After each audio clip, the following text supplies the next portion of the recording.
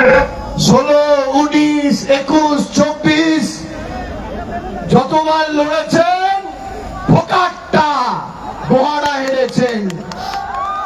যত কুৎসা করবে মুখ থুবড়ে পড়বে, দেখবে আর জ্বলবে, লুচুড়ে মতো ফুলবে, জিতবে তো বাংলায়।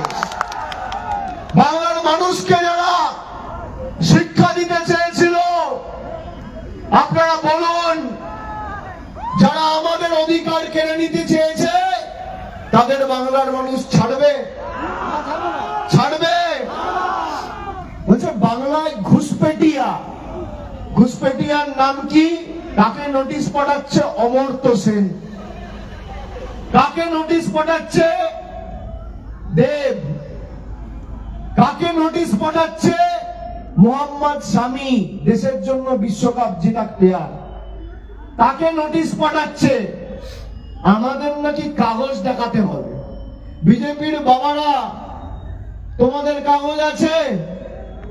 যদি বিজেপির কোন নেতা কাগজ দেখানোর কথা বলে, আগে ওর বাবা ঠাকুরদার কাগজ নিয়ে আসতে বলবেন, তারপর আমাদের কাগজ দেখার কথা বলবেন। যারা 50 বছর, 60 বছর, 70 বছর, 80 বছর ধরে এই মাটিতে রয়েছে, দেশ স্বাধীন হওয়ার পর আজকে প্রায় 77 বছর, 78 বছর পর যদি কাউকে হিসাব দিতে হয়, প্রমাণ করতে হয় আমি এই দেশের নাগরিক, এর থেকে লজ্জার বিষয় কি হতে পারে? আর কার কাছে প্রমাণ করবে? দিল্লির জল্লাদদের কাছে, যারা ভারতবর্ষের স্বাধীনতা আন্দোলনে যাদের কোনো অবদান ছিল না, যাদের টিকি খুঁজে পাওয়া যায়নি, আর যে বাংলা দেশের স্বাধীনতার আন্দোলনের সময় পথ দেখিয়েছিল।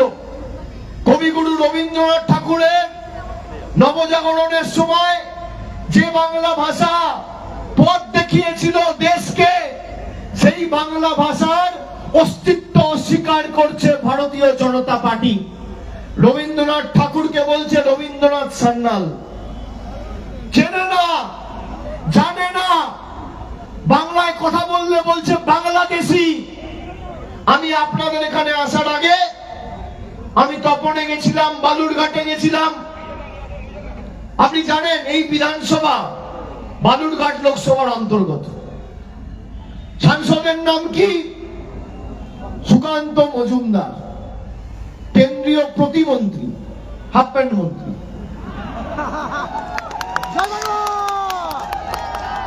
বিজেপির একজন বুথ সভাপতি, সে মহারাষ্ট্রে কাজ করছিল।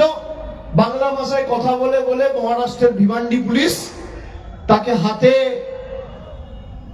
লক লাগিয়ে একদম লকআপের ভিতর ঢুকিয়ে দিয়েছে। 7 মাস জেলে ছিল। সে বলছে আমার বউ গিয়ে সুকান্ত মজুমদারের কাছে প্রায় হাতে পায়ে ধরেছে যে বিনা কারণে আমার স্বামীকে জেলে ঢুকিয়েছে, আপনি ব্যবস্থা করুন। মহারাষ্ট্র সরকার কার? বিজেপি। আর আপনি এখানকার সাংসদ, বিজেপি। তার দায়িত্ব নয় যে ফোন করে যে লোকটাকে বিনা অপরাধে জেলে ঢুকিয়ে রাখছে, খালি বাংলায় কথা বলে বলে তাকে ছাড়িয়ে নিয়ে আসবে? বিজেপির বুথ সভাপতিকে বাড়িতে পৌঁছে দিচ্ছে কে? তৃণমূল কংগ্রেস। মহারাষ্ট্র থেকে লড়াই করে কোর্টে মামলা জিতে তাকে মহারাষ্ট্র থেকে এই দক্ষিণ দিনাজপুরের তপনে আর কুমারগঞ্জে আমরা নিয়ে এসেছি। একজনের নাম গৌতম বর্মন, একজনের নাম অসিত সরকার। আর এরা নাকি বাংলার মানুষের জন্য উন্নয়ন করবে। আরে আমরা কি উন্নয়ন করেছি? সাধারণ মানুষ শুনুন যারা আছেন, 15 বছরের রিপোর্ট কার্ড মমতা বন্দ্যোপাধ্যায় বাড়িতে বাড়িতে পাঠিয়েছে। মমতা বন্দ্যোপাধ্যায় সরকার মায়েদের প্রতি বছর 27,000 কোটি টাকা খরচা করে 2,30,00,000 মায়েদের লক্ষ্মীর ভান্ডার দিচ্ছে। মোদী সরকারের 10 পয়সার অবদান নেই। রাস্তা, জল, সব টাকা কেন্দ্র সরকার আটকে রেখেছে। আজকের দিনে দাঁড়িয়ে বাংলার বকেয়া পাওনা 2 লক্ষ কোটি টাকা। বাংলায় কটা বিধানসভা? 294।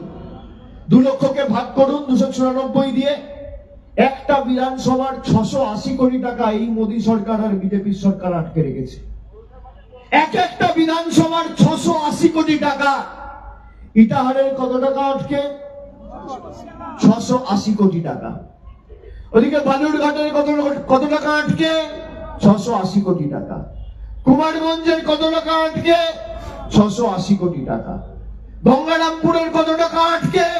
680 কোটি টাকা। চলে আসুন উত্তরে, রায়গঞ্জে কত টাকা আটকে? 680 কোটি টাকা। ইসলামপুরে কত টাকা আটকে? 680 কোটি টাকা। কালিয়াগঞ্জে কত কোটি টাকা আটকে? 680 কোটি টাকা। হেমতাবাদে, চাকুলিয়ায় কত টাকা আটকে? এক একটা বিধানসভার 680 কোটি টাকা। এই টাকা কার?